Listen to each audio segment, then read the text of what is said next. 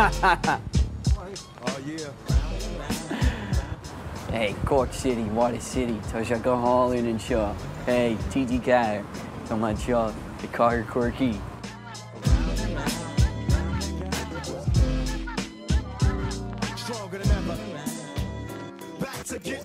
Ní féidir dul go churcaí gan casa ar rebelúní nó ró. Bhfuil mise le grúpla omlandóibh, the Rebel Wheelers. Fuair an cisfeile a thug an deis de fásaí le mí chumas páirteach a sports. Ina gantar hain, agus go náisiúnta. Okay. Feel tú cacolor? I think, will my band okay? Yeah. Okay, thanks.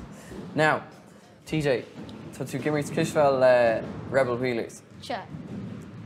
Cin fáir thusa tú?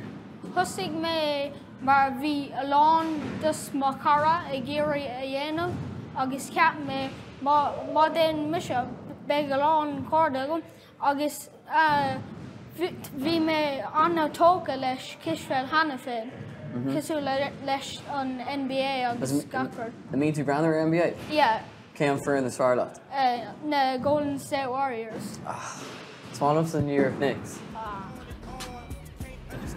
I must have superpowers, rap 225,000 hours. Cin fá, you know, idir híal hain, bhfuil a cisfeil tábhachta.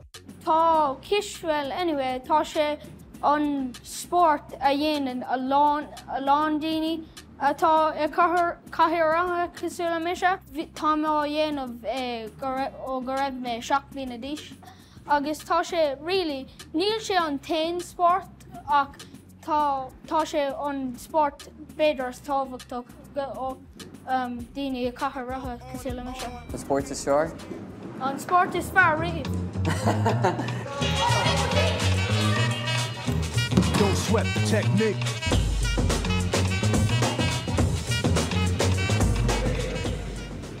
Cin fáir thusa tú amach gimir cisfeil, you know? Níos go amach bhí sig tríal rud éigeanta inamh agus an sin chunig mé cisfeil agus an sin thustig mé cisfeil agus breal ó méis so. Cén ní sé tú nuair thusa tú? Capan bhí mé timppáil 6 nuair Jesus.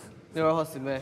Agus is le Rebel Wheelers. Le thustig mé leis na Rebel Wheelers. Nice. Is cén ní siúnis? 30 mlíana d'aois. Wow.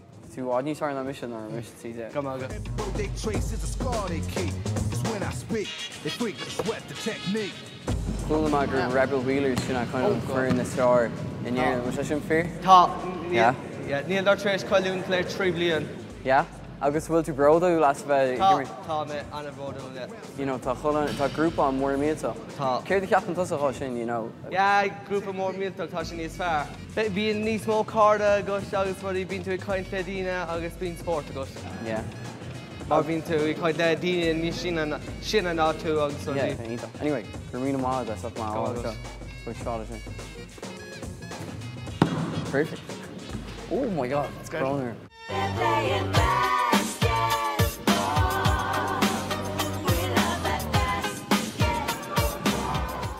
We've been very lucky in Rebel Wheelers the last 3 years. We've been very successful. And I suppose, again, from a club point of view below, we're just not a basketball club, we're a multi-sports club. There's great friendship in the club. Even with the seniors there now, like they're always very good to the juniors and they'll be talking to them and at Christmas there and things like they all get together for a little party or whatever, we get pizzas and things like that. And no, it is a brilliant club for them. Like it's class to really feel like you belong in something. You know, even if you're no good at it or whatever, you know what I mean? It's half court, is it? What's going on there now? So what's happening there, the lads have a zone set up, so they have 2 at the side, 1 at the front of point guard. So it differs a lot to what the younger fellas are doing, obviously, you know. Well, see, I suppose the young fellas, when they're playing, they can only tackle from half court onwards, so it allows all the players to get back into their zone and just practice their zone. Basketball at its very best. Basketball has always been my thing. I like magic.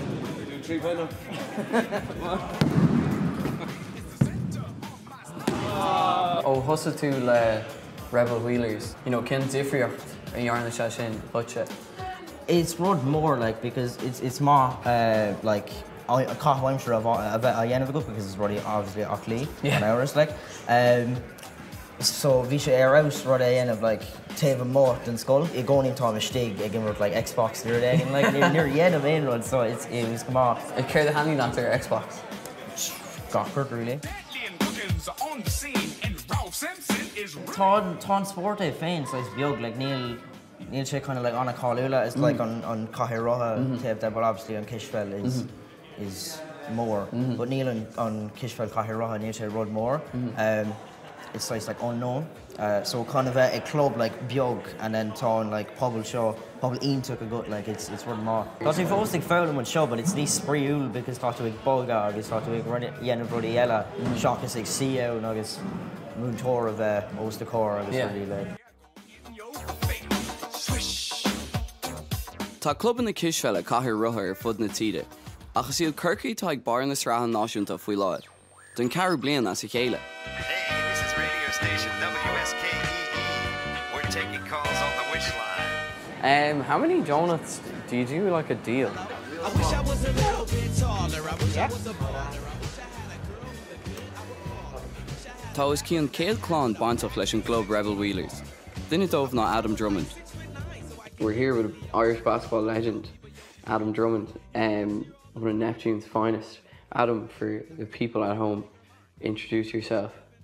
You're an Irish team player, American college scholar. What else? Just normal fella, really, to be honest. I think I'm more than just a basketball player, but yeah, it's a big part of my life. Played a lot of sports growing up, really, soccer as well, and GA. But yeah, since my injury, my accident, I guess I'm lucky that I kind of had more going on in basketball. Yeah, exactly. But it's still a big part of my life. Speaking to Wheelers, nearly like the first thing Adam wanted to do was like literally get stuck back into like whatever capacity you could. What kind of like gave you that mindset? You know what I mean? I think it was about 6 to 9 months after my accident before I went out and played with them. So I think there was a kind of a period or a transition where I was like, I didn't want to. I was like, I didn't want to do it, and I kind of had to force myself to do it. I knew I wanted to, but I guess it was kind of hard right after the accident, so I needed a bit of motivation. And I was kind of lucky in a way that I was already playing basketball, and then when you're in a wheelchair basketball is one of the most popular sports for disabled people, or people with reduced mobility. So it was kind of an easy transition, but by God, it's hard out there. Like the sport itself is very hard. Yes. The basketball part's easy for me, but it's the wheelchair part I'm absolutely brutal at. I always say that it's 70% wheelchair skills and 30% basketball. That's what the sport is, the makeup of it.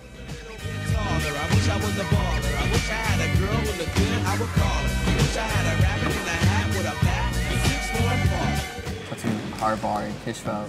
Ceapaí bhain se chomá ag an sport. Is rud sé thug sé a lá an obair agus is rud mai chun na cluichí a bhuaich agus na crón agus imirt le éireann agus rudí mar sin. So is rud mai. Agus tá tú gimricht le héireann ar feadh timpeall clúig bliain. agus like cén difriocht atá idir a bheith gimricht le Rebel Wheelers as a bheith gimricht le héireann. Leis an fearn éireann is an duine agus na daoine is fearr ón gach éireann like so tá tú ag imirt leis na imreoirí is fearr sa timpeall an tír, so is caighdeán áirde. I céáil like tábhachtach is tá an club chuite de híal. Tá sé cótáachta domsa. Os ag méon orgain me né, so like téim ag treanáil trí gach seachtain agus tá na lads mar ma cardide is fearr like so tugann sé seans dom sport imirt like is den an sport dúil mé agus ní raibh mé ábalta sport imirt le gná daoine so is seans domsa an sport is fearlumm imirt. Nár tám sa caiir seo tám có topic is duine éagraí like so nóir bíam an seo no is duine gná mis agus na lads like so.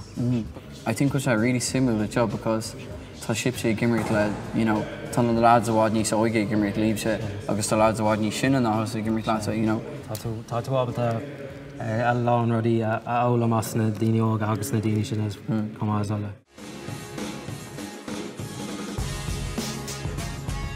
What's it like being part of Rebel Wheelers? It's always been a family, really, and people get. Like when we started, it's all about the children, but then as they get older and everything, it's trying to include. They had nothing, and then you see the club as it grows, the people, the interaction with the parents, and in the club, it's an amazing aspect where they actually talk to each other, the parents, while the kids are having the fun. Yeah, I just thought it was cool, man, because like when I was down there with them and everything, it was so like, for maybe the first time in my life, I felt like the odd one out. You know what I mean? I think it's kind of nice because every time I'm in public or whatever, I'm the odd one out. Like, do you know what I mean? And then as soon as you walk into training, it's not like you're around your own people, but you are at the same time. It's a bit of a breath of fresh air, like, do you know what I mean? And you kind of feel sorry for yourself a lot of time when you're around people who are able-bodied, but then as soon as you go through them doors, nobody's feeling sorry for themselves. It's like, all right, let's get on with it. We're here to play sport.